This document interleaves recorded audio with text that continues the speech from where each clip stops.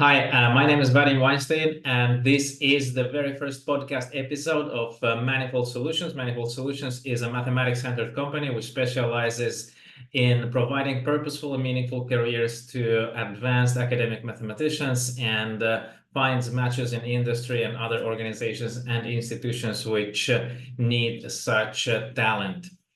In this episode, I'm going to interview my very good friend and colleague Rami Luisto, who is, one second, who is also a mathematician. We obtained PhDs at the same university, at the University of Helsinki. And Rami, after 15 years of work in academy on topics like geometric topology and the like, moves to industry where he has been working now for 4 years in the company called Digital Workforce, where he directly is involved with the healthcare and his work is now influencing people's lives. We are discussing the balance, the work-life balance in academic world, in industrial world. We address many other differences between academic world and industrial world, whereas in academic pure mathematics world, we can float in beautiful ideas and be completely detached from reality. In industrial position, Rami is able to apply his skills in solving real world problems, and his life is filled with a different type of meaning after he made the transition. And we're talking about the psychological difficulties of making the transition, of how mathematicians engage themselves in psychological self-talk, where they're saying that, academia is the best thing for me, and sometimes it is the best thing for you. So it's very difficult puzzle for many, because as we all know, the academic careers are not so secure and they don't pay so well, and the industrial world pays more and is more secure typically, but then people are scared of it, partly because of lack of knowledge. And yeah, so if you're interested in these topics, I really encourage you to watch this interview. Rami is also giving tips on exact steps on how to apply to positions, how to get out of the bubble, how to explore different options, or maybe even find a position where one can balance between academic work and industrial work. That would be, in my opinion, the best possible solutions if mathematicians could find jobs where they could both meaningfully influence the real world with their skills, but at the same time be able to pursue pure mathematics research. Without further ado, welcome Rami Luisto to Manifold Solutions podcast. Okay, so Rami, we know each other for a long time. Welcome to, I don't know if this is a Manifold Solutions podcast. If it is, then this is the first episode. Yay. I'm honored to be the first guest. Yeah, surely. You are probably the best choice for that. So let's introduce ourselves. Let's start with you. I say a couple of words. You're a mathematics PhD. You did your PhD in geometric topology. Is that what you call it? Yeah. Topology. And we studied together at the University of Helsinki. And then after 15 years in academia, so you published several papers, you did a postdoc in 3 different places, in Czech Republic, in United States. Yeah. Was it also Sweden? No, you have Prague and UCLA and then Jyväskylä. Yeah, Jyväskylä is like on the other Almost side. Sweden. No. Away from Helsinki. Okay. And then you decided after 15 years that you're going to be moving to work in industry. Yeah. Or maybe it was not a direct decision. You were thinking about it a lot. And now you've been in industry for how long? Yeah, like almost 4 years now. Like I think in 2020 I did the so-called transition. Oh yeah, that was a challenging summer, times, so right? yeah, It was almost in the 4 years middle now. of COVID. Yeah. All Yeah, I was right. actually like, yeah, I was interviewing for a few different places, and I kind of in all of them I went to the first interview in their offices, and then a week later everything shut down, and the rest of Wow. the interviews were all just video Wow. versions. Okay. So tell me more about yourself. You have a daughter, Yeah, almost the same age as my son. yeah, She's a year already. like year next Monday, so Oh, next Monday, 1 year. Okay. roughly 1 year of basically no sleep. Oh, oh yeah. Yeah. Yeah, yeah, but yeah, I think like yeah, your introduction covered all the big points. That, yeah, like long career in mathematics and industry and sorry in mathematics and research before the industry and yeah, it was a.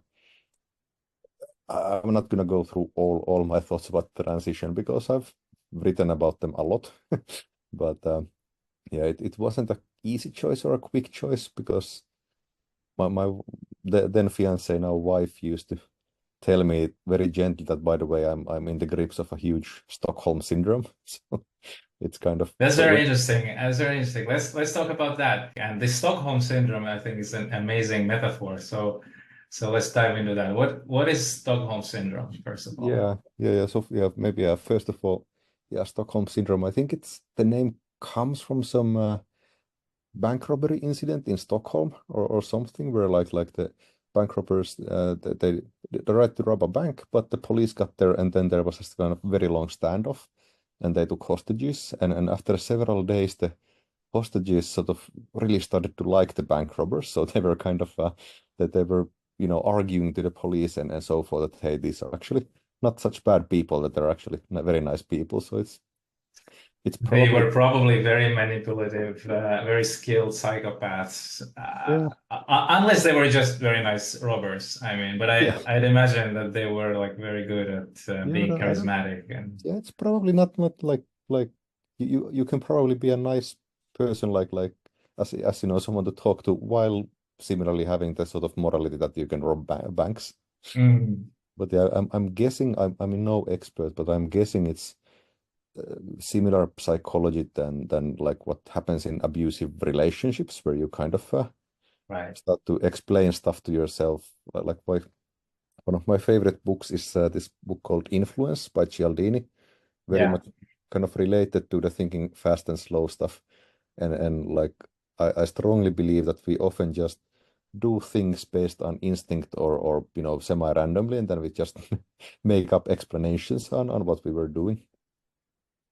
And Yeah. yeah, And also explaining the behavior of our loved ones, yeah, even if it's abusive, and we start like creating narratives in their favor and explaining why is it amazing to stay in this relationship.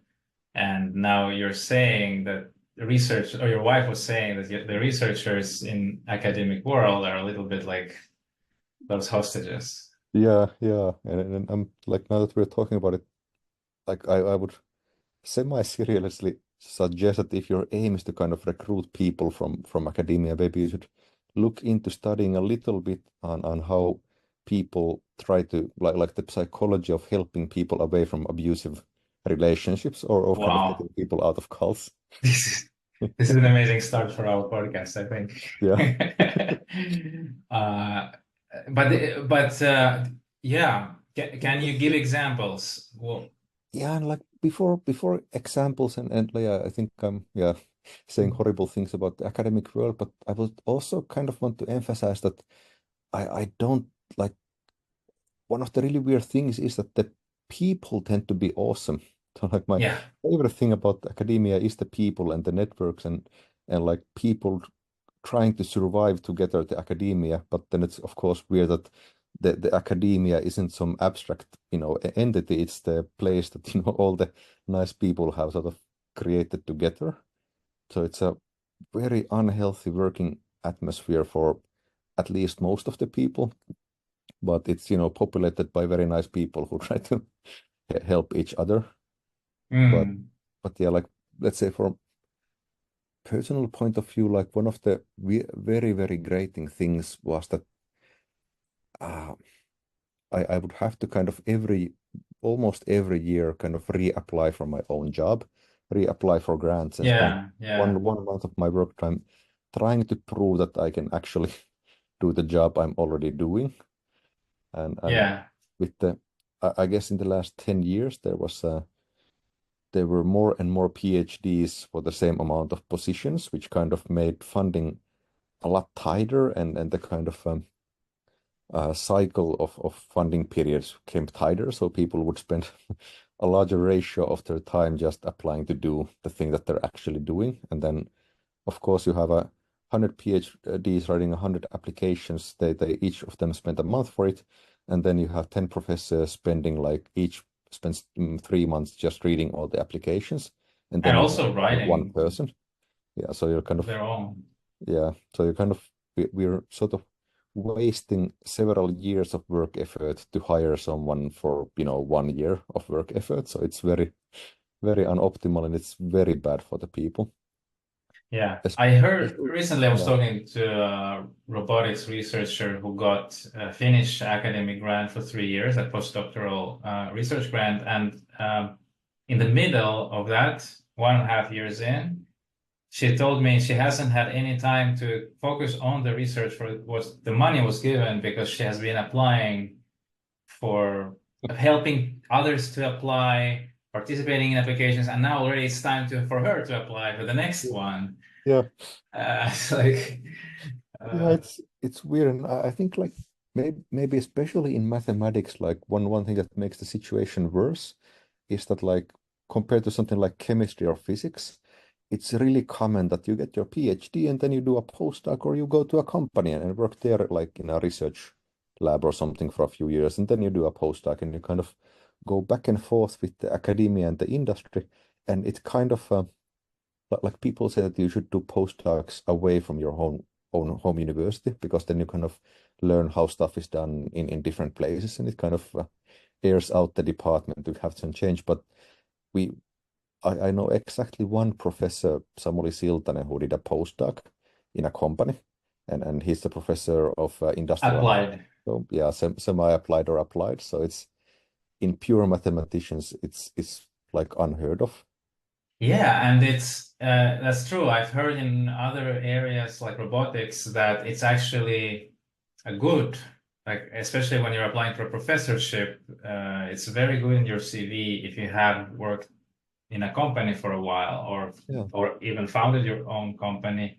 But in pure mathematics, all I ever hear, and in your blog I read that if someone even suspects that you maybe have a doubt yeah, about staying forever and dedicating your yeah, entire life to the academic career, you're not going to get funded.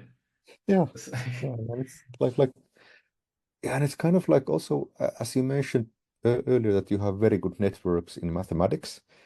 And that's really good. Like you could be a good advisor because you can introduce people around, but your average pure mathematics professor has absolutely no networks outside of the like unless their brother works in a bank or something, then they have a sort of network. But Then they are not talking to him anymore, and yeah, yeah, yeah, just I think joking. Yeah. yeah, but yeah, it's kind of weird because like yeah, as you mentioned, like if because in pure mathematics, like when you select for a position, you look at how many publications, and then if you work for a year in the industry, it means that for that year you couldn't publish at least so much, probably nothing. So that's kind of a weird gap in your performance.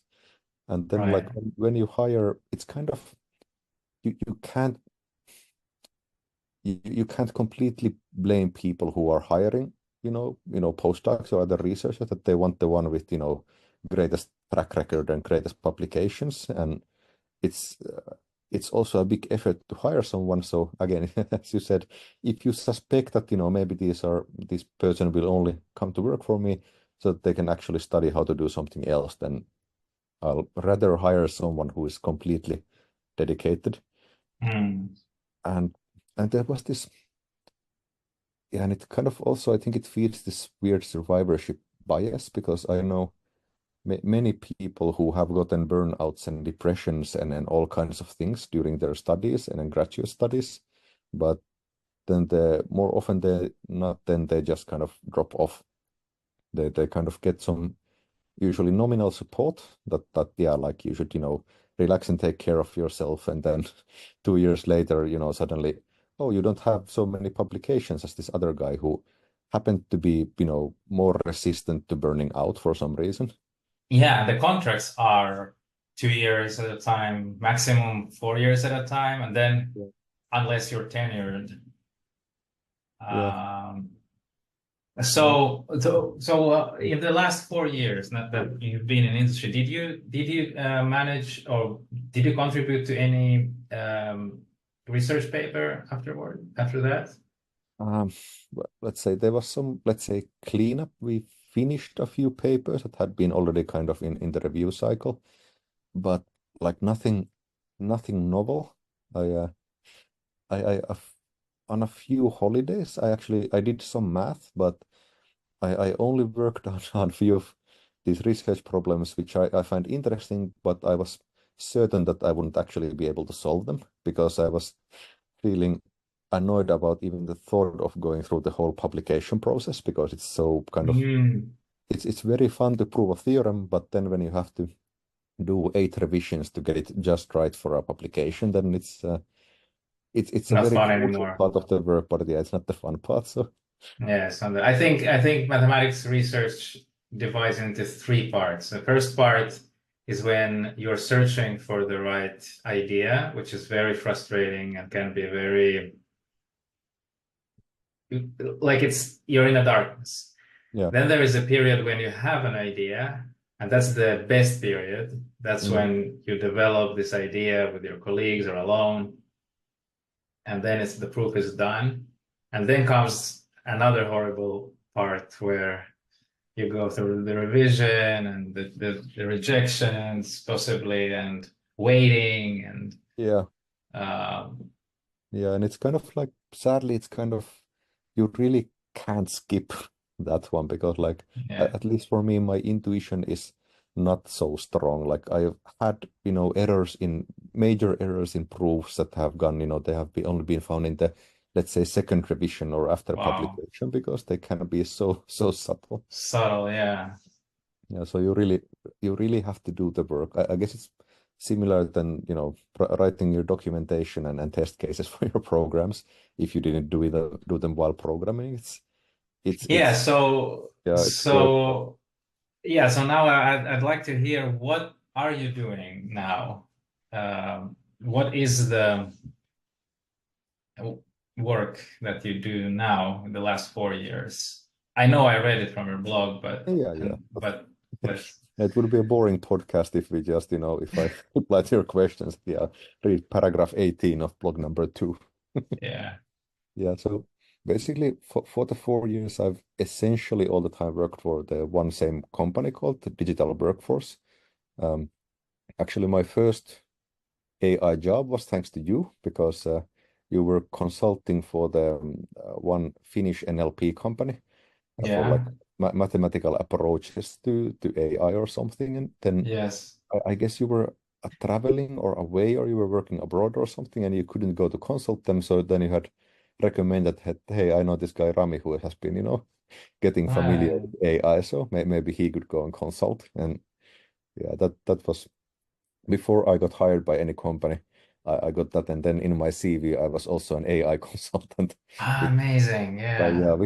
I wouldn't mention that I've been consulting for 2 hours, but You don't nevertheless, have to. Yeah. yeah, You did yeah, have an experience.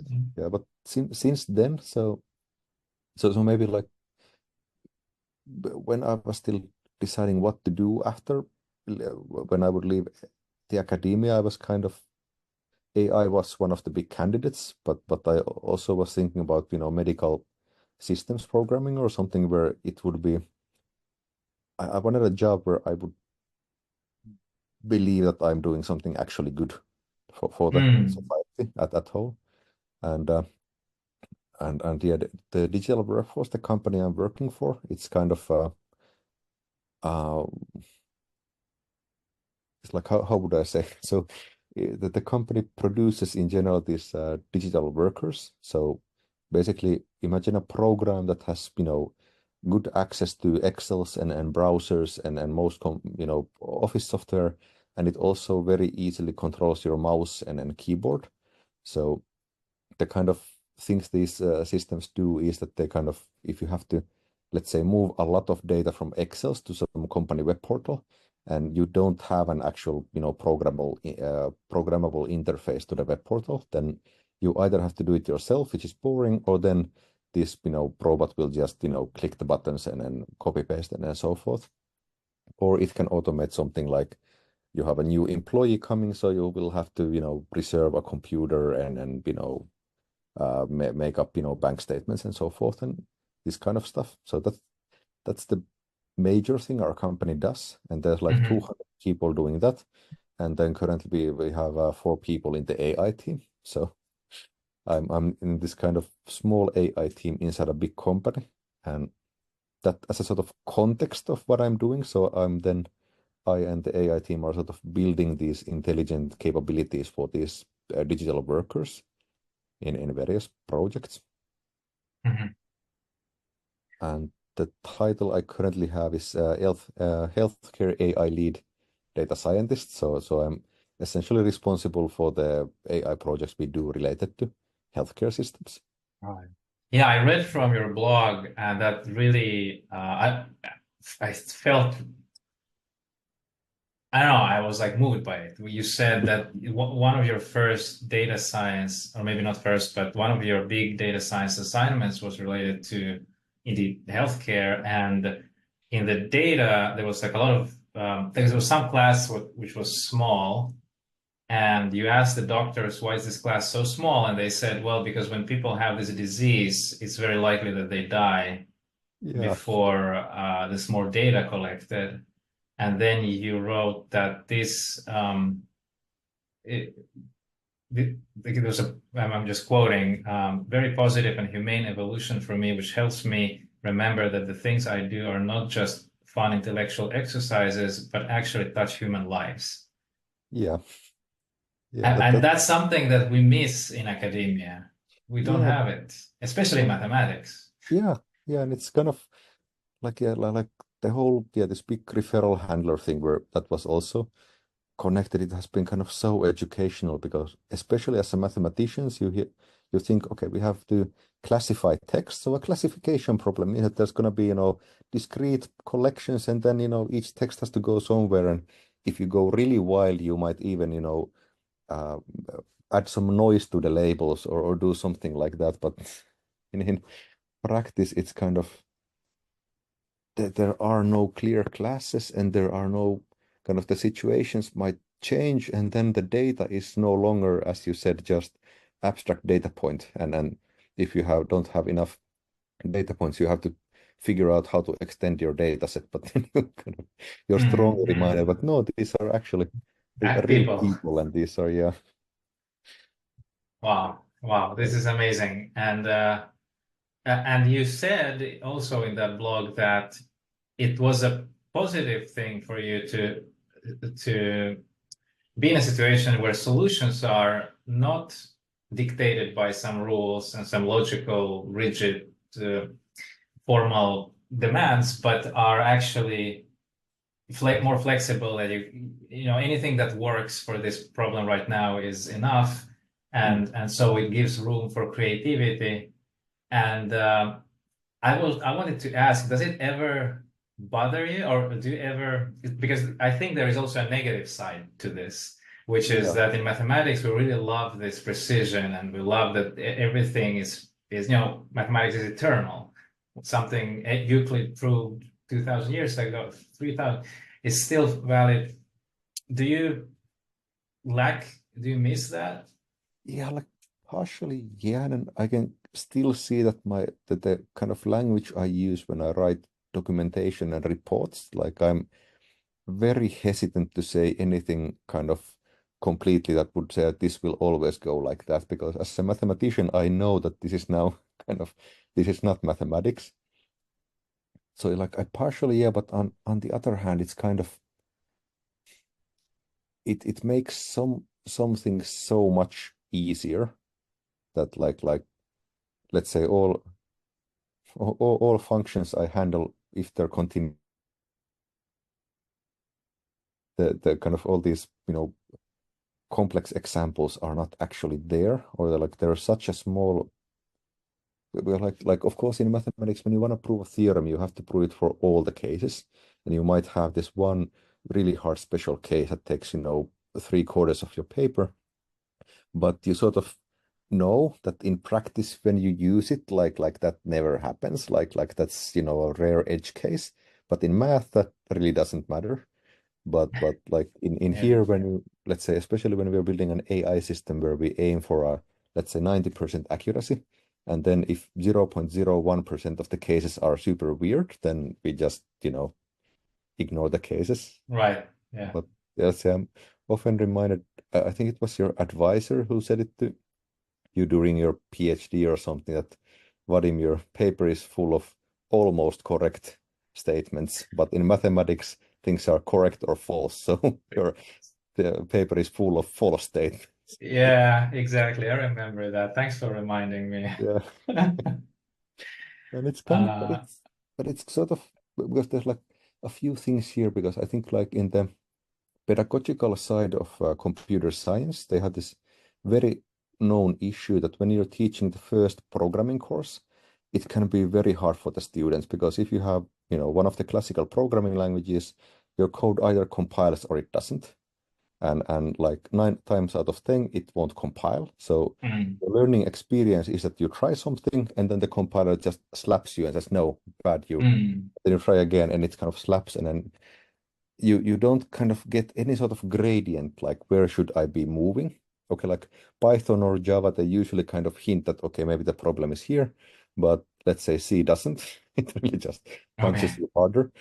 And like it's can be very frustrating and hard for a person to start learning when the feedback is too like 0, 1 style. And then in mathematics, proven, I've almost proven some very beautiful theorems. Like this proves the conjecture, except this one little point doesn't quite work. And kind of like in the mathematics community and in my own head, you don't actually get the credit for almost proving something. You kind Right. No credit. Zero credit. yeah, like you almost if you almost prove something, meaning that you didn't prove something, and unless Yeah. you kind of turn it into a weird lemma that in a very special weird case, if we exclude this possibility, then blah blah blah. And in some other blog I read years ago, it was some professor of history or something, but he mentioned that like depression and anxiety are completely represented in postdocs and grad students.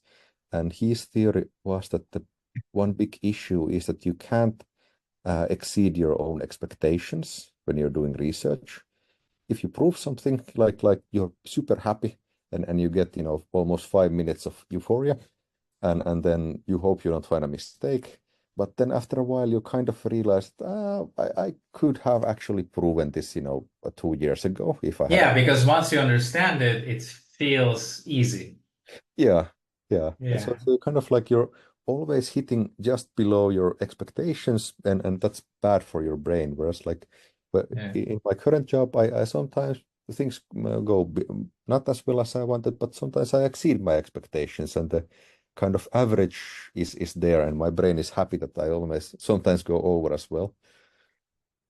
And the problems are interesting and complicated and large scale. And you've been leading projects with many people writing different parts of code, and there is like people, managing of code, managing of Yeah, this. so, yeah. Also, although to be fair, the few projects where I have been being a kind of project manager type, usually the other people working on the code have been other members of the AI team, which you kind of have to sort of point roughly in the right direction, and they will, work miracles. So it hasn't been not so much management as delegating parts of like hey, this is the part where you're actually better, or Pierre, I don't have time, but yeah, let's say code.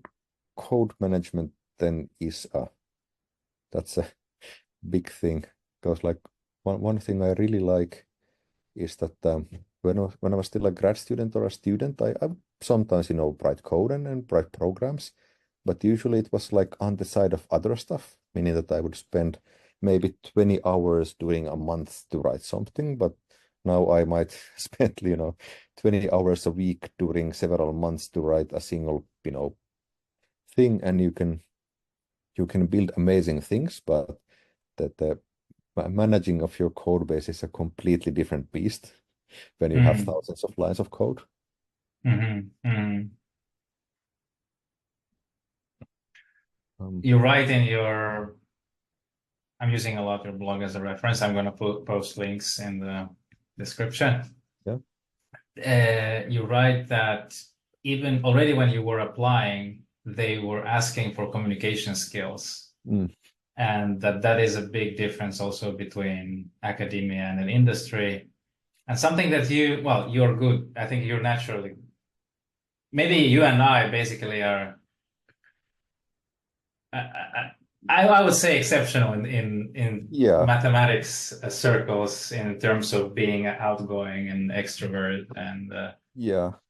Yeah, actually, like I just 2 days ago, I was in this seminar and I was talking to someone from the Finnish Biopankki, one of these large, biodata centers, and she was saying that she was sent in the seminar because she's their dedicated extrovert. So she's like one of the few people who like actually not only tolerate but actually like explaining and talking and meeting people, and like not all stereotypes are true, but some of the stereotypes are there for a reason. And I think in the circles of mathematicians and also many data scientists, yeah, I think we're exceptional in our amount of extrovertness.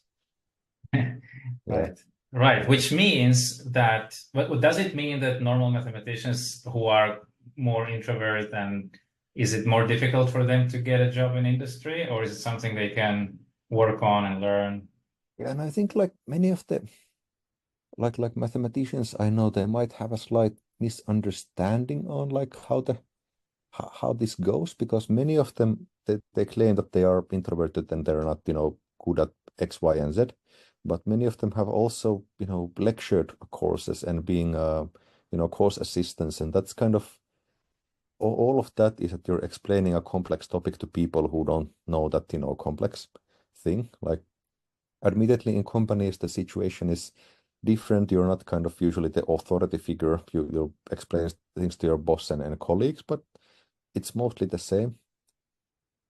But yeah, I think it's you don't have to, do stand up, or improvise theater to be good at communicating. There's a lot of different scales, but it's also very, very crucial to be able to somehow explain what you're doing. Mm. And I think Yeah, that in industry, you have to yeah, explain it really to the decision makers who don't necessarily understand any technical details, and yeah, you have to explain it very fast and yeah, with yeah, two graphs and two numbers. And, yeah, and like usually, like yeah, as you said, like these certain level of bosses, they'll have, an interesting project will require 20 people working on it from, 10 different specialties, and they will have to get from 10 different specialties that they really don't, or they're not experts in. They need to get kind of the short idea to make an informed decision, and it's so something I think you have to practice on both sides of the line. mm. But yeah, Yeah, it's true. occasionally, I mean, I think in academia, it's simply not enough of it. Like, I think academia would really benefit from more people who are better at communicating. So it's not like we don't need that skill in academia. I think we need it, yeah. but somehow it's not the focus of the skill is the focus, the Yeah, technical and like skill. yeah, I would say like one of the most valuable things that my advisor actually taught me was that he would always kind of read my grant proposals and papers, and then he would um, add some red ink, but he would always kind of remind me that I have to think like who will be reading it. It will be kind of imagine in my head that it will be read by our friend professor next door who understands everything. Then it will be read by, a professor in logic or some other weird topic that doesn't understand our things. And then it will be read maybe by a physicist or a chemist or someone who doesn't even, know the whole area.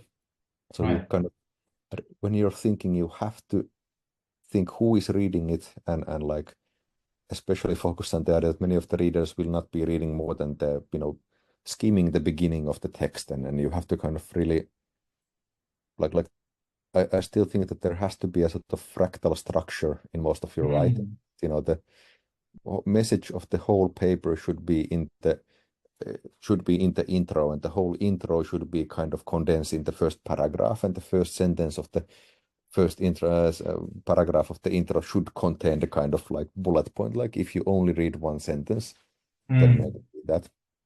Yeah. All of that practicable, all of that also, I think, at least for me, all of the job interviews I had, that the people assume that I would be a lot worse in it because the stereotypical mathematician doesn't know how to do any of that. So Okay. yeah, So yeah, so let's talk about the interviews and what was your process from, so you did some coding already during your studies. You had this like a hobby during your academic work, I mean. yeah. And what's the process of like updating your CV, getting on, the right platforms, interviews, etc., until you got a Yeah, I think like yeah, for me, like the transition started at least a year before I actually, moved away. And then there was maybe even before that there was months or half a year of kind of mental switch of making myself think that maybe it would be okay. Because as you mentioned at the very beginning, there's this weird feeling for many mathematicians that the only way to be a mathematician is to aim to be a, full professor or something like that. Mm, But mm. I disagree. Regardless, it took me some personal reprogramming to get it out of my head. But yeah, then I Yeah, started. there's this psychological identity that you Yeah, spoke about. all right, yeah, and that's actually something I've been kind of trying to look at myself every now and then, and I haven't actually broken down. Like my identity didn't shatter if when I left academia, so it's built on some. And this was like okay, this was before I had a daughter. Now I'm on easy mode. I can kind of I can build my kind of identity and importance just on on top of that, which is let's say that Fatherhood, yeah. yeah. But yeah, anyway, then it like for a year I basically I started I was able to finagle myself to lecture in courses that were more related to AI, like information theory and functional analysis. And yeah, I started to program more and more and more. But in hindsight, uh, you know, programming more it's always a good idea to program more.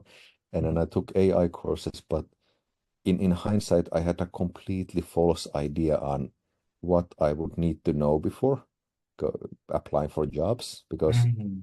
I think I sent you some messages back at that time that we should have a study circle to study on some of the academical papers on the different gradient descent methods I because I had remember, the yeah. feeling, yeah, because like I had the feeling that maybe like my measurement stick of do I understand a topic was completely from math research, and my measurement stick was like I have to publish preferably a few papers, but at least one paper. And in the end, it turned out that I know linear algebra, and then I now know how to learn fast. And this was this was plenty, especially with my ability to explain this stuff to other people. Yeah, it's amazing. Like we are so in the clouds.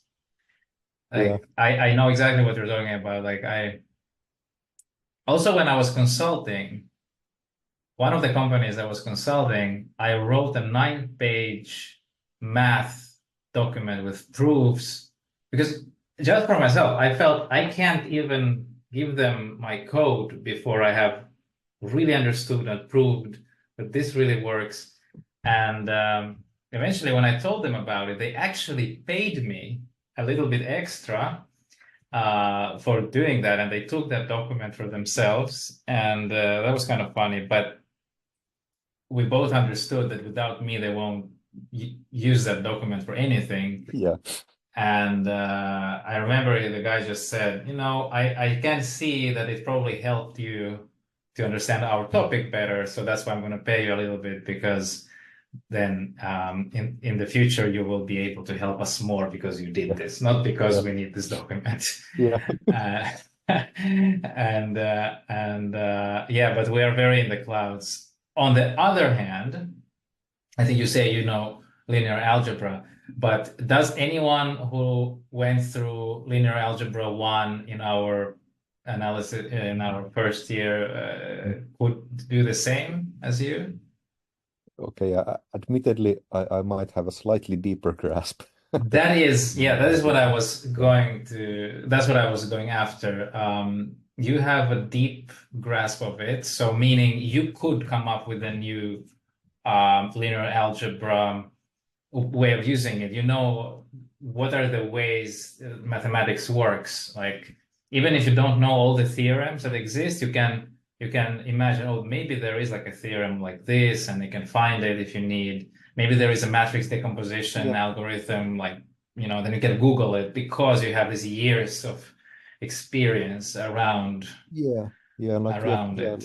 Yeah, that's actually a really good point that I have sort of, yeah, like even if I and let's say a second year student had the same idea of, okay, these are the theorems that, we know, then I can extrapolate so much stronger. Like if there is some claim, like let's say there is some random claim and I can look at it and I can kind of pretty quickly understand, hey, by the way, this is linear algebra. Like when you look at from this point of view and like then I can move it around and everything goes. And it's somehow, yeah, and that's I guess this is especially when you start to go to math PhDs who, as you mentioned, the first stage of trying to prove something that you wander around in the dark, like you don't have any idea where to go, Yeah. but you get sort of used to it, and you don't need immediate kind of, you don't need guidelines or solutions, or like you don't even need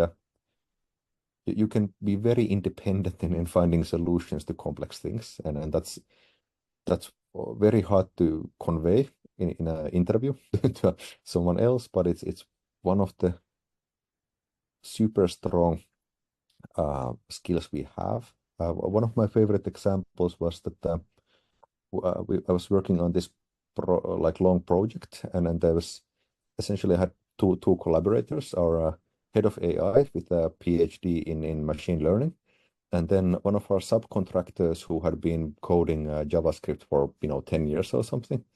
And there was one time when we were trying to like change a data format to something else, and you had to compare like some rectangles or coordinates.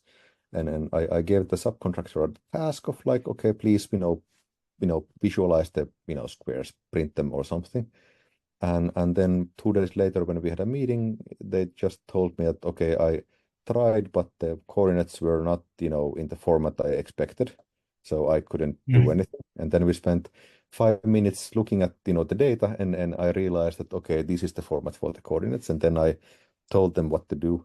Whereas with the head of AI, like we would mention that, like maybe we should try something like this. And then the next day in a meeting, they tell me that, yeah, I tried it and it didn't work. So I tried 3 other things and none of them work. But then I realized what we actually need. And then I, wrote this program to do that one. And it's kind of the whole mindset, and you're kind of, you're not scared to kind of just try things and Yeah. yeah. So we're so used to failing all the time that we're usually not afraid of it anymore. So we can just fail and try again. Yeah, in mathematics, you have to hit your head against the wall Yeah. so much but I think, yeah, that's a really important point. Mathematicians, I guess, are used to think outside of the box, or Yeah. or are able to look at the logical structure of the problem instead of going down into the details of which format. Who cares what format? The logic, Yeah. you Yeah, know. this this looks like rotating something. So let me think about rotations, and then we can, if that seems to work, then we can more specifically map this as a rotation. Right. By the way, did you say that you had a meeting of 15 minutes? Okay, so if you want to make a transition, communication skills, coding, putting stuff on GitHub.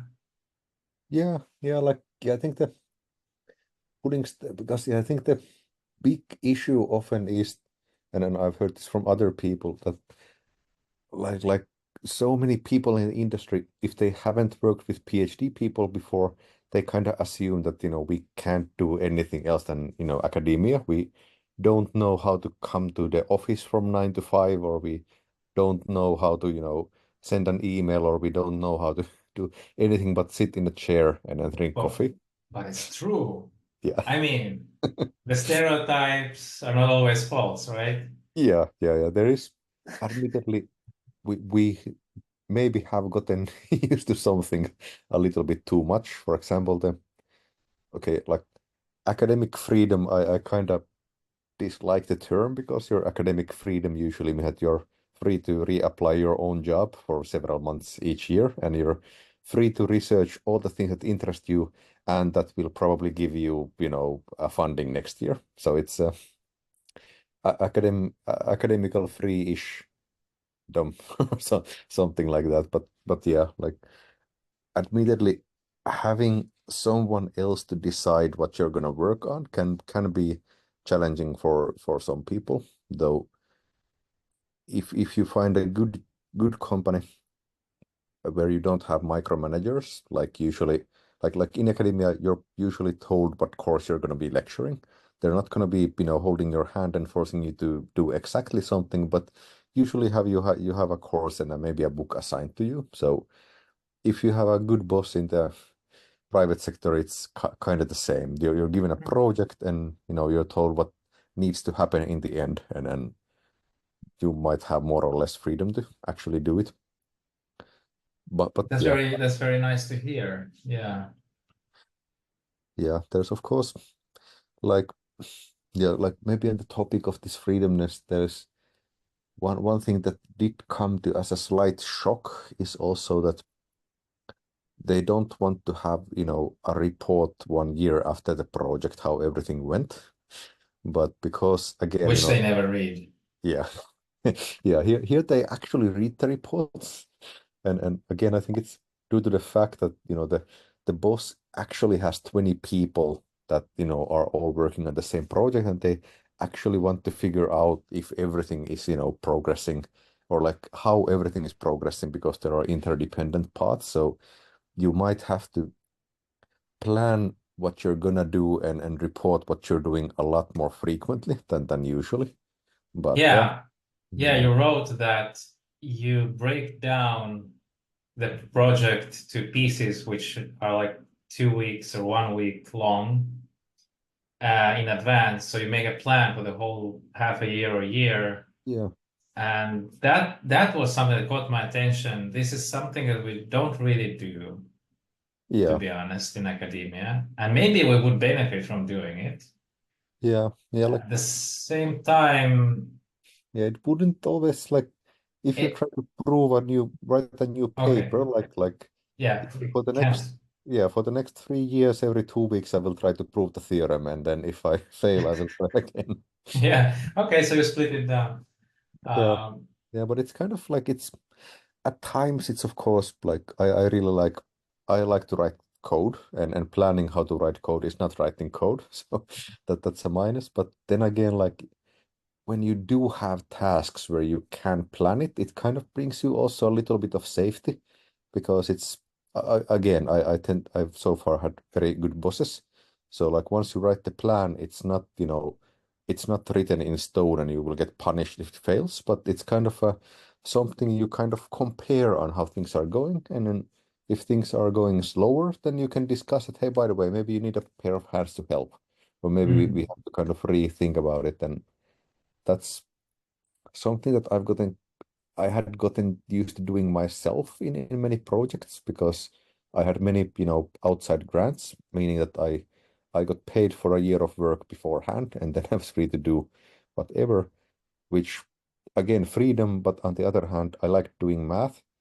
Planning financials is not doing math, and I'm Mm, currently very happy that there is an HR department who handles mm. all of that stuff. So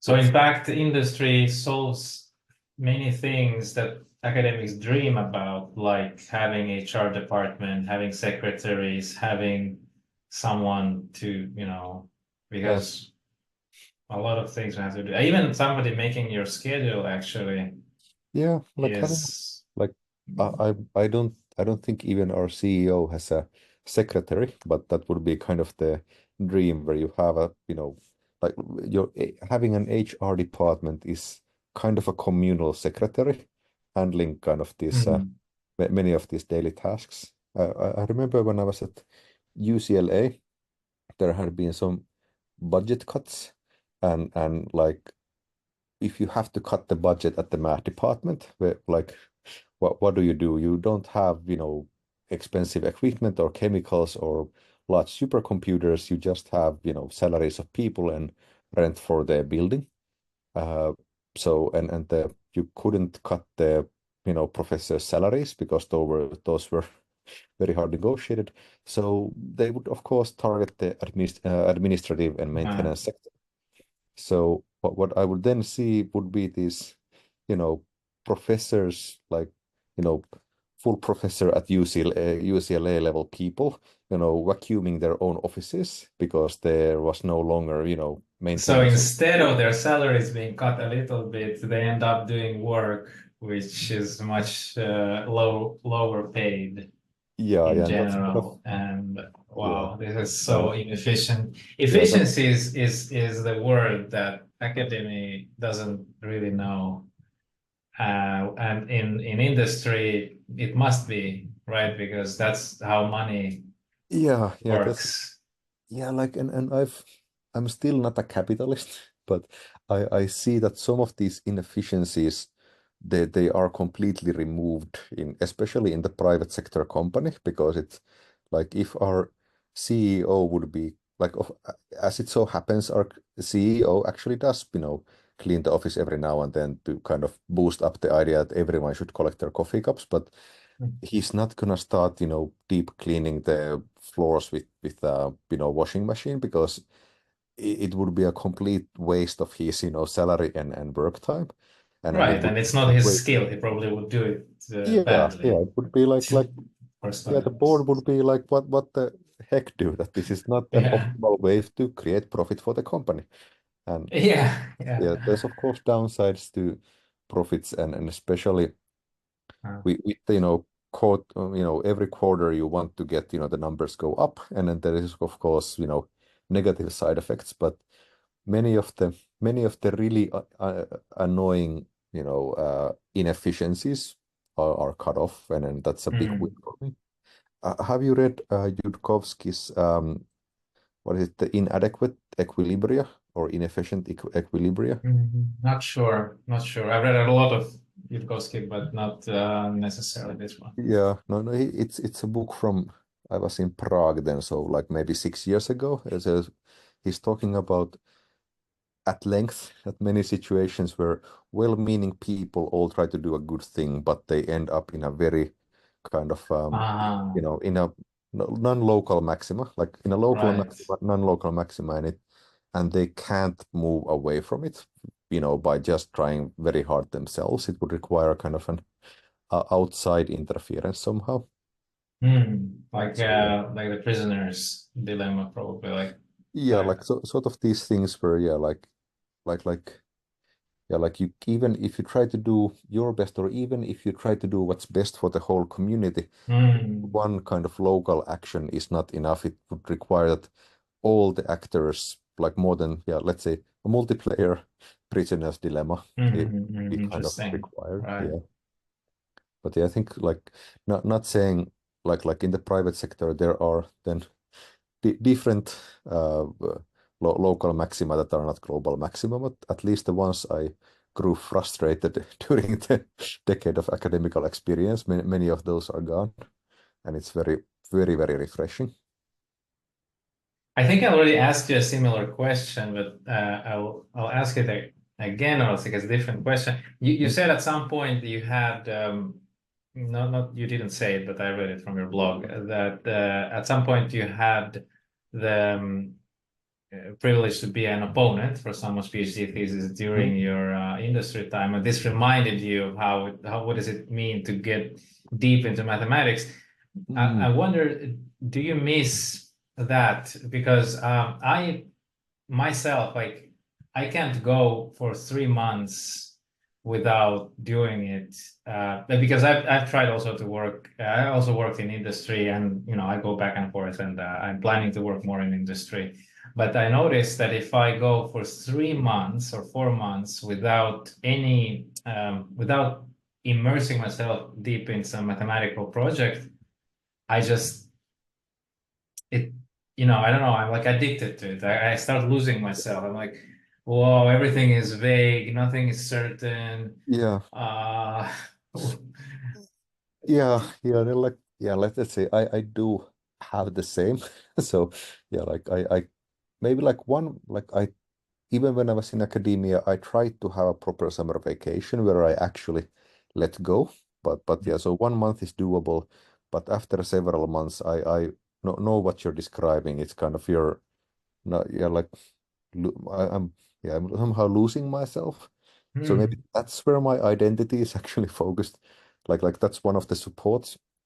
But yeah, for me, luckily I get to do like it varies, but often I have projects where I actually have to write Python code, and then I will often, if I'm having one of my moods, then I will actually study more Python and how to do it properly and how does the Python stack actually resolve everything and so forth to kind of Hmm. really immerse myself in that. Okay.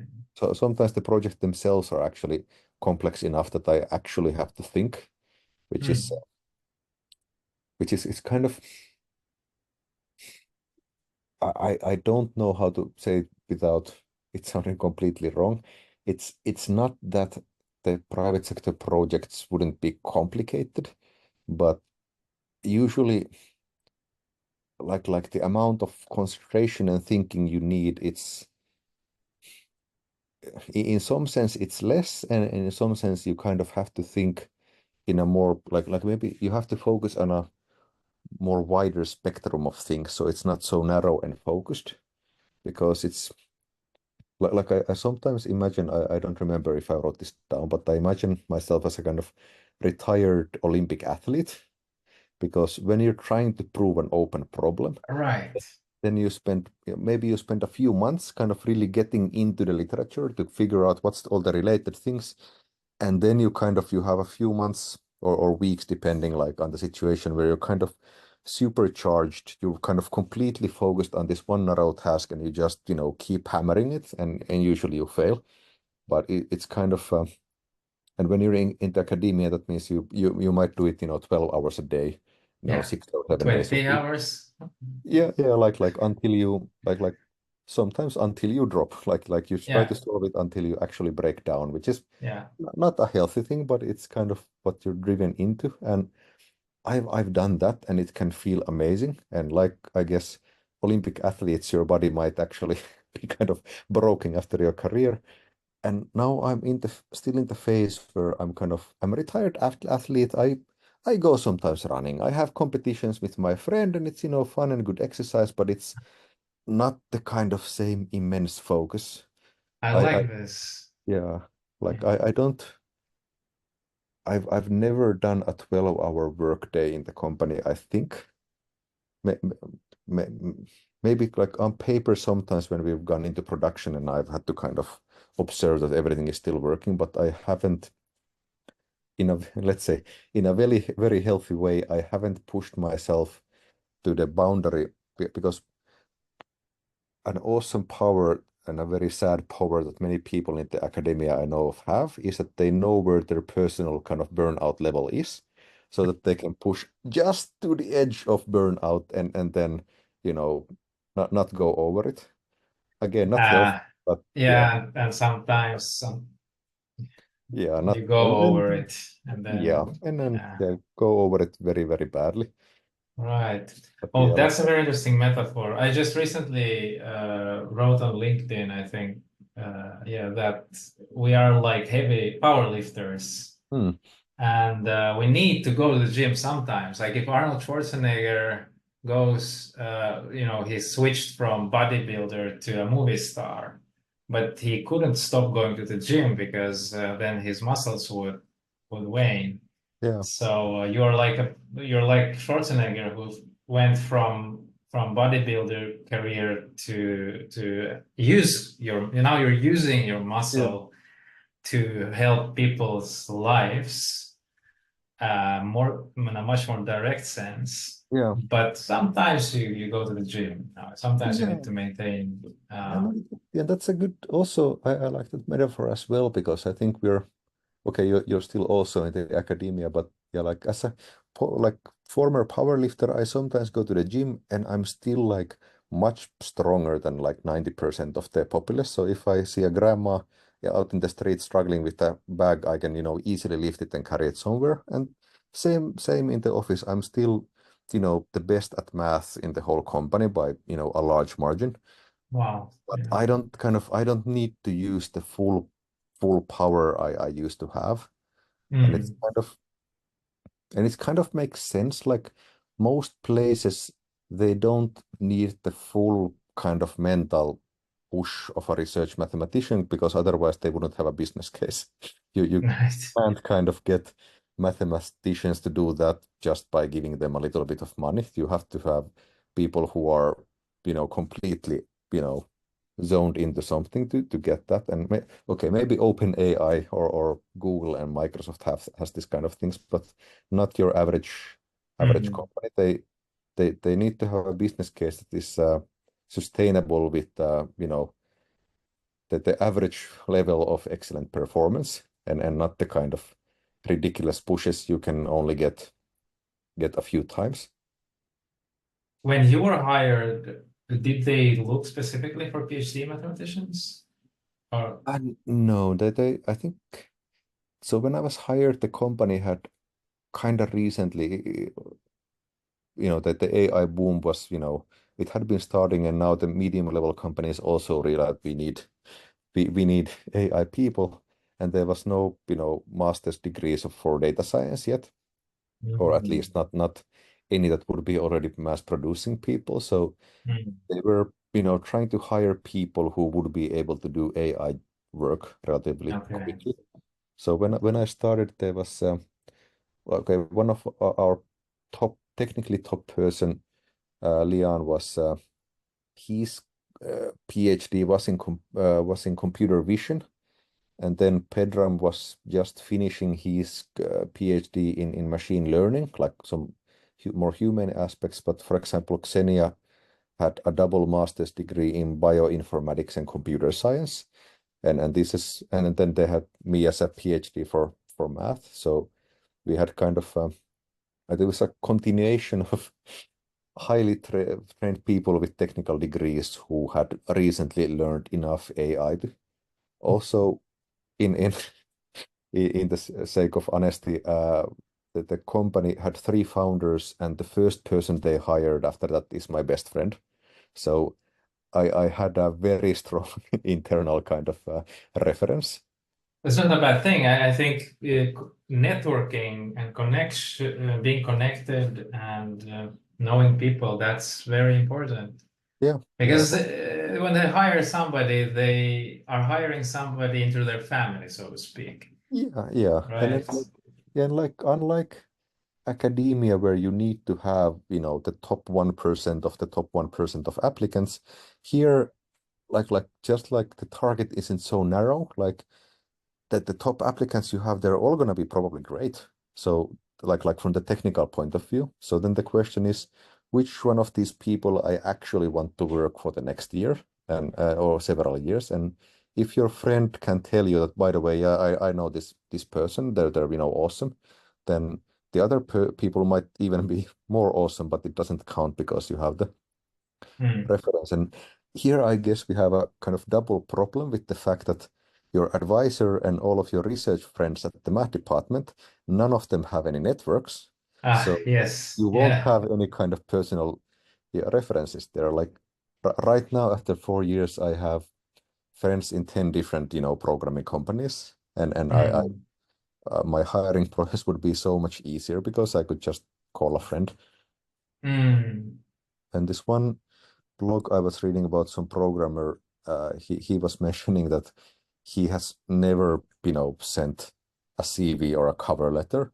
Like whenever he needs to change jobs, he will, call the next friend calling in some company that, by the way, I want to do something else. And they're like, oh, like you're up for something. Like, sure, we'll hire you. Come for a few mock interviews. Very interesting. And this reminds me of the otherwise, um, so this sounds like there are less boundaries between moving job from job to job. But on the other hand, there are boundaries in industry which do not exist in academia. There are intellectual boundaries, NDAs. Hmm. Um, so how do you feel about that? Does it I felt when I was working for a while in a financial company in the United States, I felt that it was slowing down the research so much that not only our companies couldn't share anything between each other, but also inside of the company, the mentality. I'd like to hear your experience about that. But the mentality, even inside of the company, was that they didn't really share. I mean, we didn't have seminars, we didn't have um, and even like somebody told me that the next guy wants to get a raise before you, so he doesn't want to share with you what he's doing. Like, there's this Yeah. kind of it's Yeah, the it's kind opposite of academia, where all about sharing knowledge, right? yeah. Yeah, it's kind of weird because I do there have been like cases where we have actually kind of replicated work with another company because without knowing it, we were kind of building a version 2.0 from the same exact same system.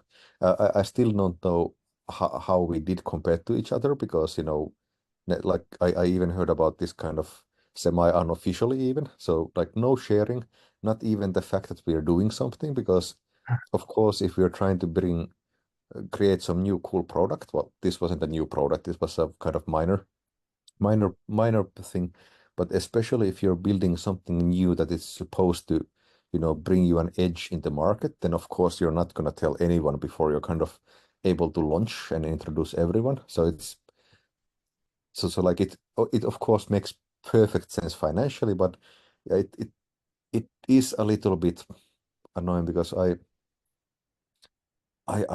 really like the idea of sharing everything I do on free on the internet. Like it's Yeah. it's yeah.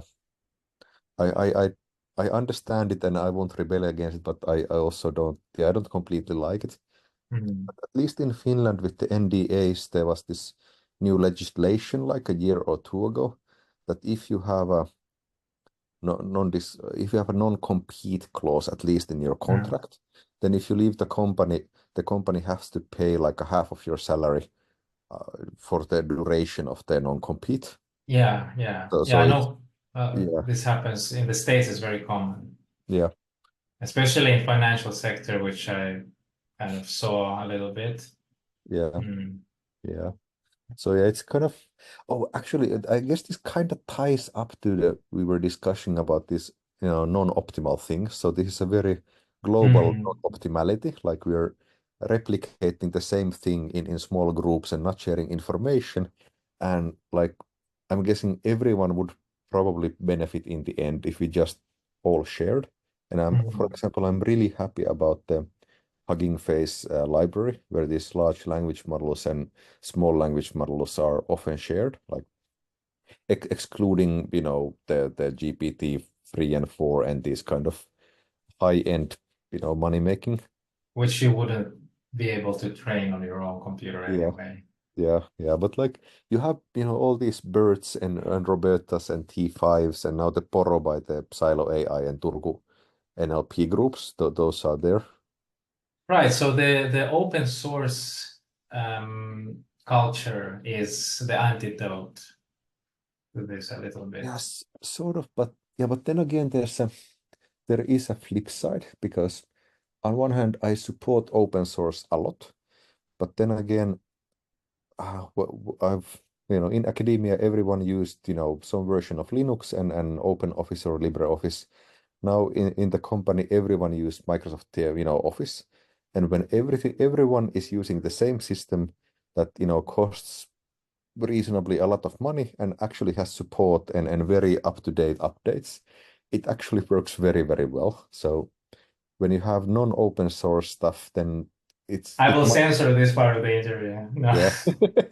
Yeah, no, yeah, just there are, kidding. but yeah, it's not, of course, then when you have things that don't actually require bug updates like mathematical research or large language models, like I do feel we should share a lot and maybe something like what Red Hat is doing, like the operating system is free, but then the company offers, maintenance and troubleshooting and help desk services for a price. Maybe Oh, maybe something that like that would be a good solution. I don't know. okay, wow. And when you were looking for a job, there was a headhunter contact, Hmm. some headhunter contacted you. How did he or she find you? Yeah, like it's like I think they first sent me messages in LinkedIn, which I ignored because I assumed that they were a bot. Then they actually called me then one day and apologizing that they keep bothering me, but I haven't replied. Then I apologized because I was thinking that they were a bot. But yeah, essentially, I think they got me through LinkedIn, so I really polished up that and to kind of make myself at least visible for all these kind of things because it's and actually I would like LinkedIn is let's say first of all it's let's say fascinating atmosphere compared to like Facebook. Like I think it's Yeah. fun to look at the different ways, like completely different way that people express themselves. For example, in Reddit or Facebook or Instagram or Twitter or then LinkedIn. It's a different beast, but I consider it sort of an like extended online CV. Like I Mm, list stuff I've done and I share articles of big things I've done. mm. And actually, like after I started to work as a data scientist, like after the first 6 months, I think I get on average once a month some recruiter approaches me there. So it's kind of So and once you got your ball rolling, you're yeah. becoming like a big star. So Yeah, and then of course, interesting. yeah, and it's like when you think about it for a few minutes, it's not that the first 15 years of my research career were worthless, and then in a half a year I learned so much. It's just that after half a year, like some kind of flag is turned that, oh, this person knows how to work outside the academia, and Yeah. I went over some, imaginary threshold, and Yeah. I yeah, recently talked to a professor, my professor in Oulu, who is constantly invited to be an advisor of startups in Silicon Valley. yeah, And it's the same thing. Like he was part of a successful startup in Silicon Valley. mm, Boom. After that, every startup in Silicon Valley. And again, it's not like his 30 years of research amazingly, yeah.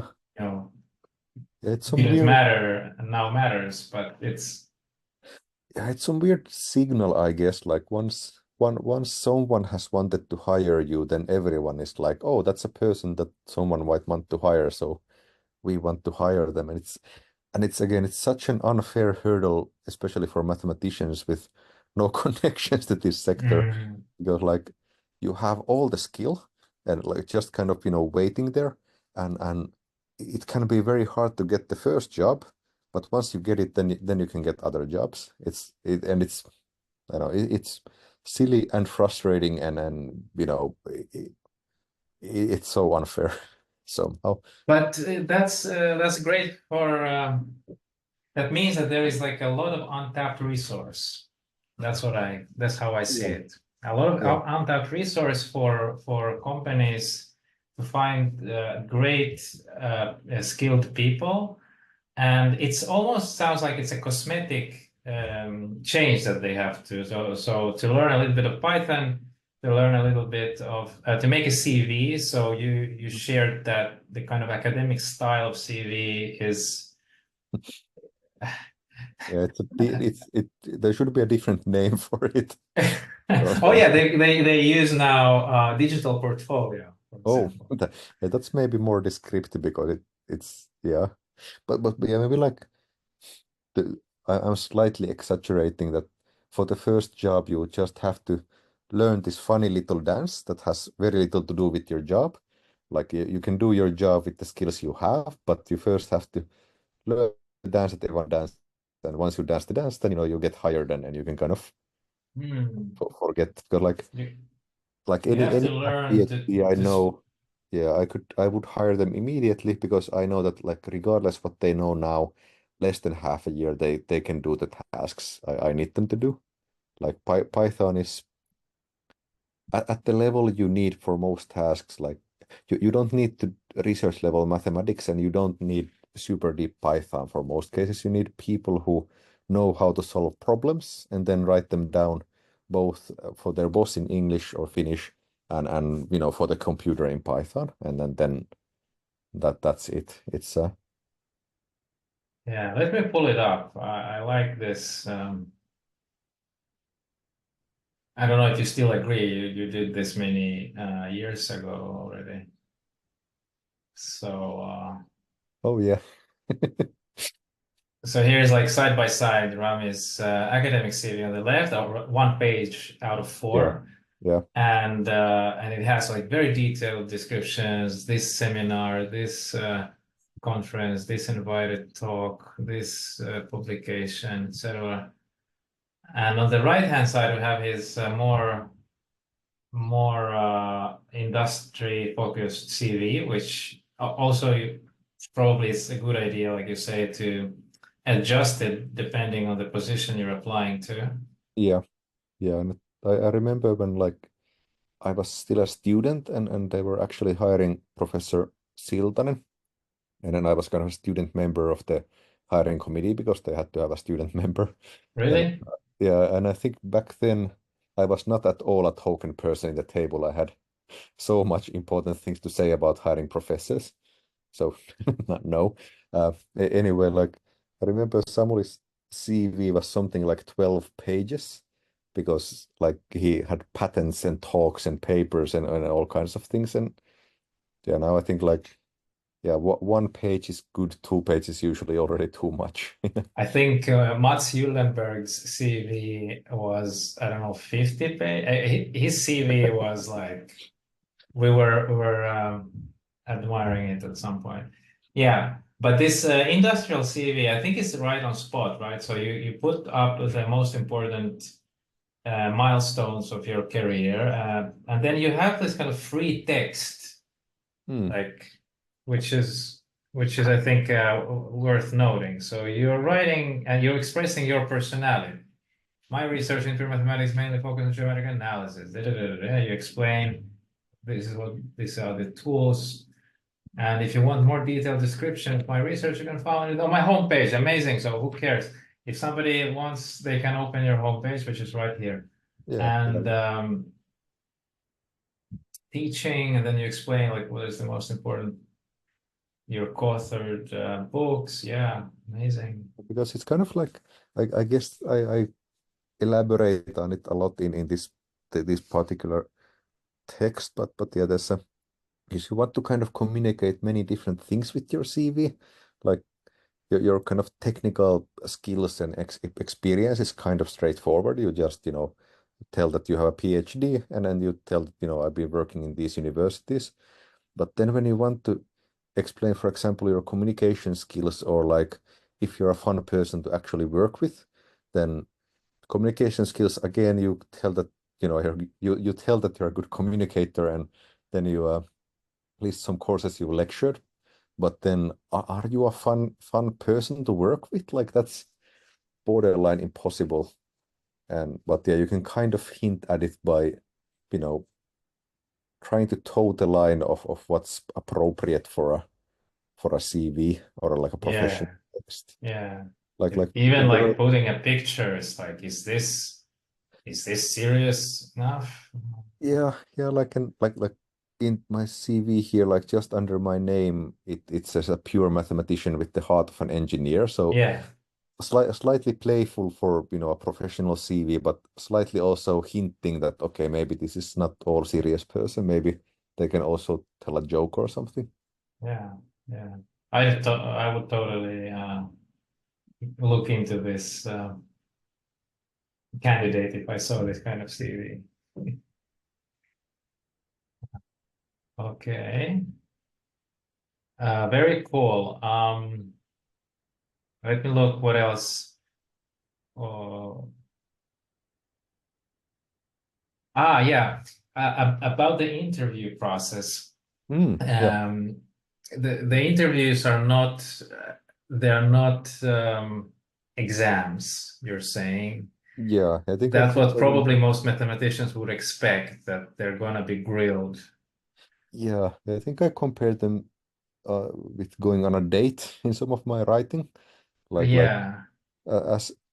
as a teenager, especially, like also I probably wouldn't have verbalized it like this, but some dates felt like that it's also an exam. But I need provide the correct actions and answers to questions, and then you know I will have a girlfriend.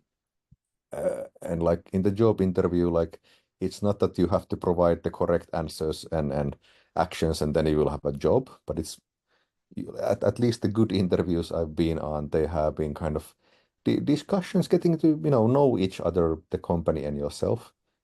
And I of mean, they also have technical parts to them. yeah, like admittedly, you do have to also show what you can do, and it's a relevant part, but it's also like if you have a if you're hiring someone for AI job or a programming job or something like this, how much of your technical skill can you really kind of show in like a half an hour or an hour? Like Mhm. maybe you get a take home exam or something like this, but you always everything is a proxy for your actual job you will be doing with the company. So it's yeah, it's a part of it, but not not the only part, let's say like that. And the crucial thing, because I know that we've gotten so many times sidetracked, but yeah, like once the like recruiter called me, and he was also very good at kind of hyping me up for the interviews and kind of encouraging me and telling to, you Mhm. know, just go for it and so forth, and what kind of things to maybe emphasize for that particular company. And I don't remember if it was he who said it or some like something else, but first time is very hard for basically anything you ever do, because like after the first time you have a reference case, you can somehow imagine stuff, and so first job interview outside of academia can be the most hard one. Mhm. So I would highly recommend for anyone to just go apply for us, you know, take like nothing Sorry, I completely think out of the scope, but it the connection was bad for a oh second. So you were saying first, yeah, when somebody, oh yeah, so when somebody doesn't have any experience applying, so just go out and apply. yeah, so for something, yeah, like not your dream job, not of course something you would hate doing, but something you might, you know, reasonably do in a slightly altered universe. Just go there and kind of see how it go and practice being interviewed. Like Yeah, yeah, the why not? worst Yeah. case, yeah, worst case scenario, they offer you a job.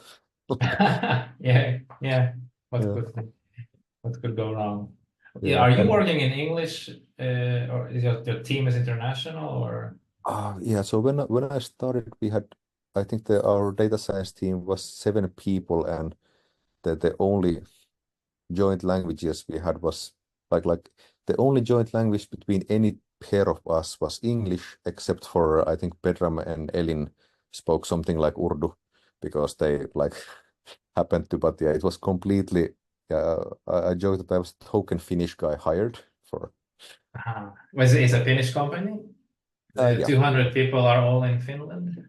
Okay, so yeah, 100 in Finland roughly, and then 100 in Poland. Oh, And then Poland. Okay. and then a few dozen, I think we have offices in London and Stockholm and in the States. Do you get But to travel a lot, by the way? Do you have conferences, business events, not yet. fairs? There have been I started just during COVID, so before that we would more often apparently go visit each other's offices, but since then it kind of got frozen and the culture of going visiting, now that we all know how to use Teams and Zoom, hasn't quite continued. I like some of my colleagues do travel, but not so much. Well, But what about business events and I don't know, fairs, messo? Does your company do that? Do you ever go? yeah, like the company does, yeah, me personally, not so much. So there are fairs and events and the different salespeople and bosses and Salespeople, yeah. yeah, This they is travel. this is a big difference to academia, by the way. Yeah, yeah, like I sometimes and kind of related to your asking like the language, like the technical work in the back end. I often work with either our AI team where we have 1.5 people talking Finnish besides me, and or then with like half of our RPA developers are Polish and they're also English. But I think part of my value is of also that some of our customers they really do prefer talking in Finnish. And in some projects we have to talk with customer specialists who like usually they do speak English, but it's not as fluent as Finnish.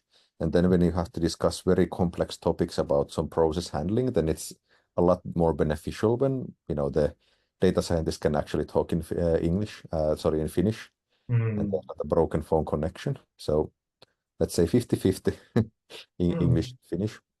Okay, interesting. Yeah. Again, it's kind of like related to you mentioned how we're both excellent at kind of being extroverts. And I think it's For a kind mathematician, but yeah. let's not. Right, yeah. Yeah. Yeah. So but there I think it's always like it's always good to be able to explain stuff, but it's also you should always find what is your kind of comparative advantage, like when you're trying to find a job. Like if you're already a mathematician and you're applying for a job with other mathematicians, then like you maybe don't need to boost your math skills anymore because you're already kind of in the top 1%, as is everyone else in your cohort. But then you can try to boost other aspects that like any special skills you have that will positively differentiate you from the others. And for me, for example, Right. I happen I focus on natural language processing quite a lot these days. And the really cool thing is that in many NLP things, it's a huge benefit to actually understand the language. So Finnish Mm. NLP, of course, it can be done, and many of the like big professionals don't speak Finnish, but like it's easier for me. So that's my comparative advantage. Like if I want to do NLP and I focus on Finnish NLP, then I get to kind of use my Mm. superpower. Of course, yeah. Yeah, you said that in your first interview you kind of over delivered, like you showed off more of your skills than they asked or something. Is Yeah, that yeah. Like it's right? kind of, especially in retrospect, like if you have a math PhD and you go to an interview, they're gonna believe that you're good at math. They're not. Right. That's not the part you want to Yeah. start like Yeah. proving. Yeah. Yeah. Even though you probably, especially if it's your first interview, you will probably feel uncertain, maybe nervous or scared. And that's the easy part where you know that you're good at. That's where you can easily kind of show stuff. So you can kind of hide beneath telling how good Mm. you are at math, and it's a safe, nice place, but it's not the most maybe beneficial one. Right. Right. Did you ever feel so in those interviews, which are like dates? So in a date, you both people can say no if they don't like each other. Yeah. Did you ever feel in one of these interviews that this company is not for you? Yeah, that's it. Yes, there weren't so many companies that I interviewed before I got here. There was one of them which was it felt okay. It was like this like it felt like yeah. Not bad but not great.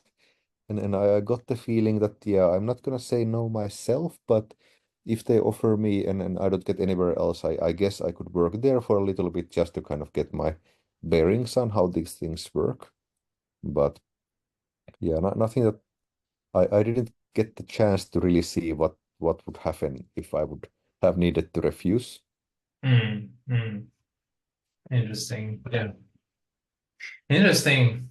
So, so perhaps some mathematicians who feel like hostages or like they don't understand that they are hostages, but they feel like they're so attached. Maybe sometimes it's possible their life purpose is actually somewhere else, or could be somewhere else. Mhm. And my next question to you is, what would you tell a person who whose identity is, like we spoke, tied to this academic world in mathematics, but he or she doesn't feel comfortable and wants to do something else?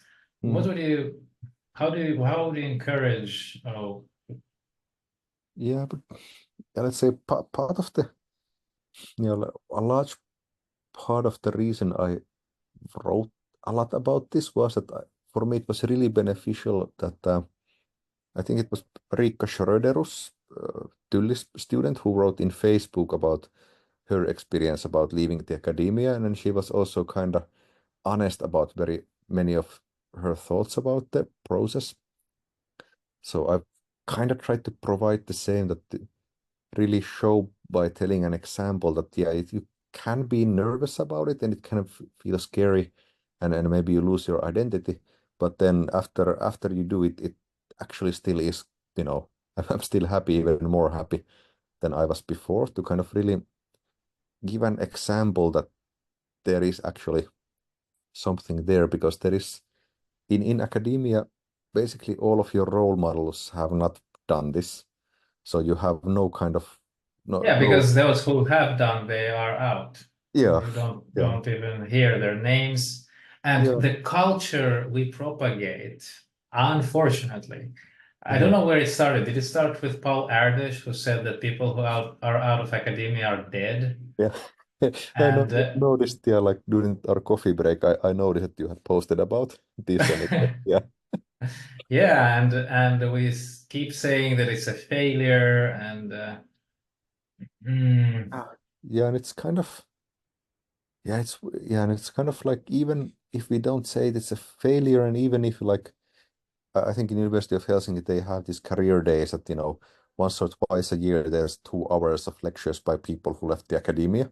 And then there's the like 2000 other hours of the year when there's only people who have stayed at the academia. yeah, yeah, it's availability bias. Yeah, because uh, as mentioned, anyone who burned out or broke down or left in a more positive sense, they just disappear. And the selection and survivorship biases are so strong. So kind of these people who kind of want to move, like providing for them examples and encouragement that it's actually really fun, and Mm, maybe like somehow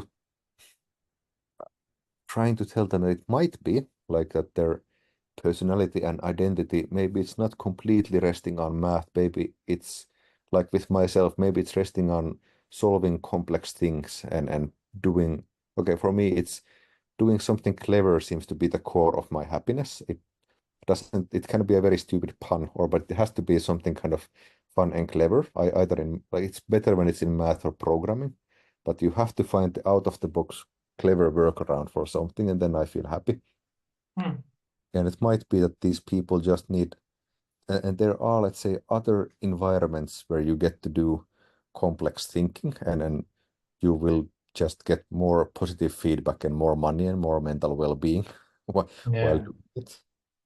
And I think that it's also self-centeredness in a way, Hmm. that people are so focused on their, or I have to be the one who solves some important problems, Hmm. and thinking less about what is the impact and the real benefit. Like in your case, I think you're very happy, by the way, that you're working for a company that does health related, Yeah.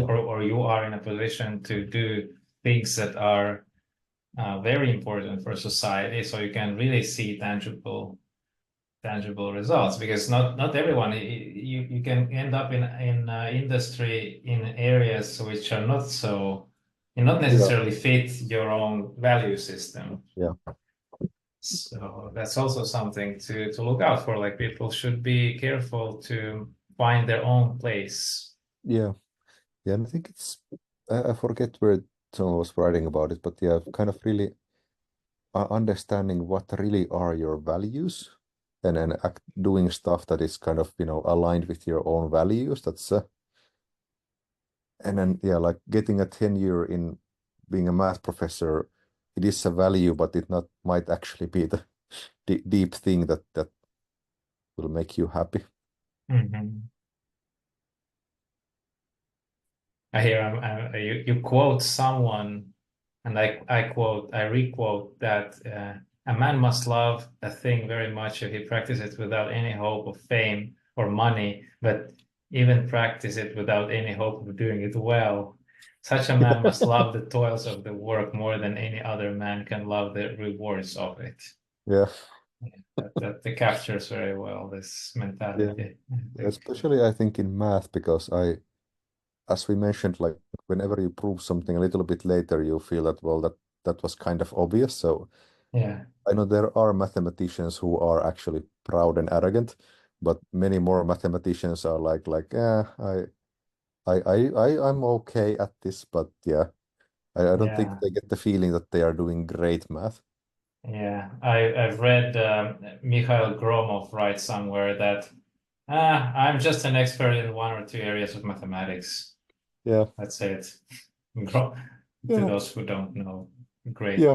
great mind of our time. Of about yeah, yeah, great mind about so many fields, but In in fact, yeah, yeah, in a lot narrower scope, I think that was my kind of also problem, as I mentioned, that I thought I need to publish about math before about AI before I can be a data scientist because I had the feeling that yeah, I know two things, like I know the triangle inequality and I know a little bit about the bare category theorem. And like those are the two things I barely know in math. But yeah, like most like 90% of the stuff I do every day and to be slightly arrogant, I do really well. And I'm a valued member of our AI team, but I wouldn't have described that I know them at all like 5 years if ago. it was an academic level. Wow. Yeah, yeah. Yeah, yeah. Yeah, it's kind of the standards we keep in the academy are completely ridiculous. They're kind of Uh-huh. Yeah, it's okay, interesting. So it came to my mind, and I would like to know what you think. Should we make a course together for people who are in your shoes 5 years ago? hmm, Um, or maybe also PhD mathematicians who already left academia, who are working already in industry, but they want to notch up their careers. But basically, this kind of hand by what is it called?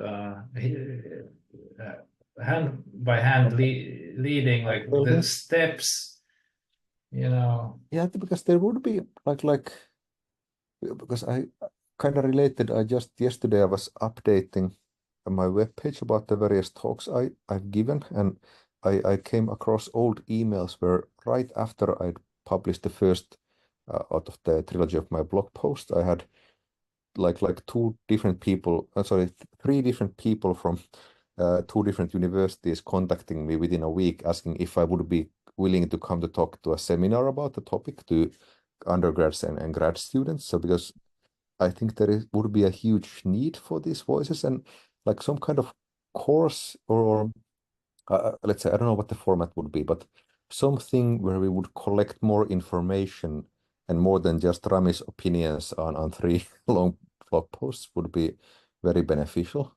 Mm. But you know both worlds now, and you went through this, and yeah, of course, more Yeah, feedback, but like just first of all, this kind of psychological part, like what yeah, is your yeah, identity really relying on this, yeah, and what is like, is there what is this world of industry? We have well, we have our own little picture of it, and we think that all this industry is just we yeah, don't understand, we don't know what it is. In the same way, by the way, the people in the industry have no clue what's going on in yeah, the mathematics department, and yeah, so to have this kind of step by step. Okay, so this is the CV, this is the GitHub, this is the I think that kind of yeah. course. That would be very valuable.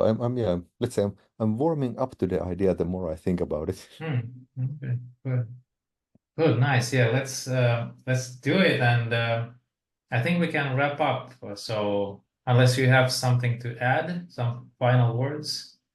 Yeah, no, I think like I've really liked talking here, and I think we've gone on so many tangents. I have no idea if you've answered half of the questions you asked, but It's no, yeah, yeah, it's amazing. yeah, like I probably there have been like several different thoughts I've thought that I thought I would.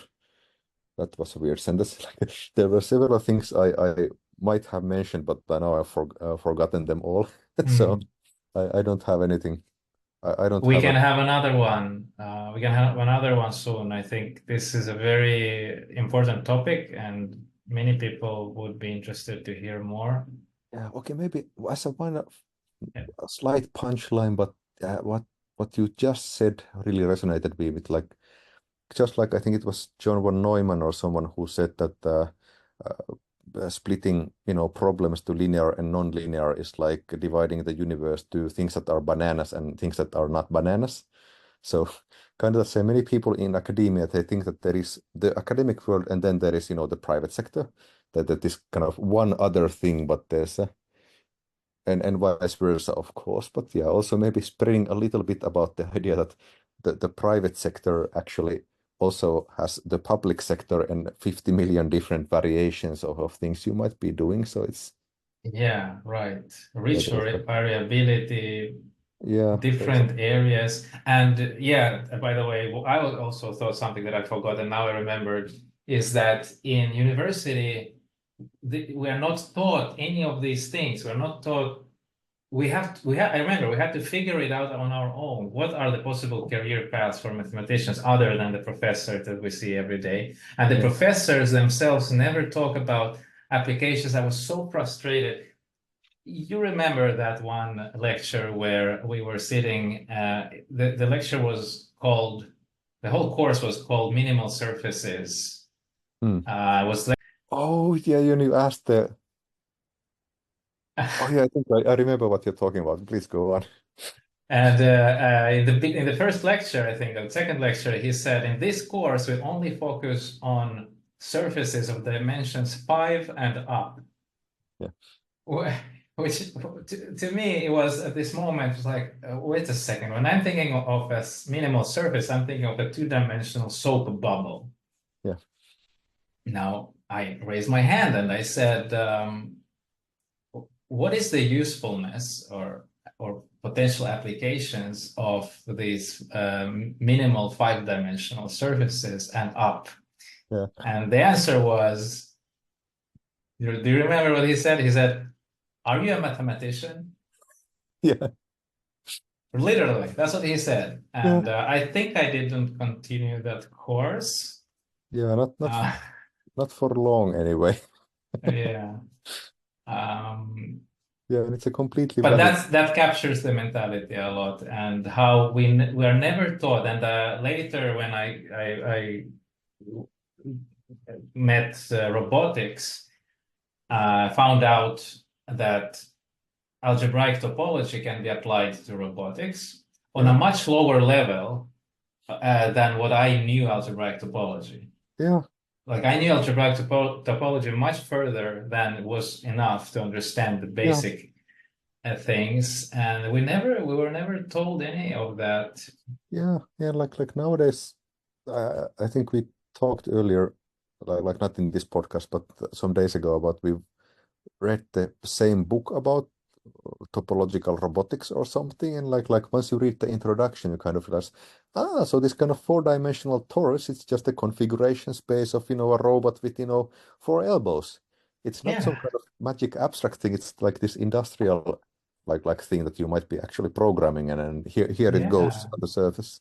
right. Yeah, and in fact, have a arm with 4 or 5 joints, you get a 5-dimensional Yeah, surface, and he could have answered this, but I think he doesn't even care or know, yeah, or both, that there this, to like, yeah, yeah. But it's kind of like he's a good example because he's a kind of an awesome example in all the ways about what is a great mathematician, and then like even though he's one of the greatest of all time, he's still like a proper mathematician doesn't give a damn about the yeah, he lives application. up to that Yeah, stereotype. Okay, at least on that one occasion. yeah, Okay. Hey, Rami, that was really great. Thank you for being here, and yeah, I'll stop the recording now. great.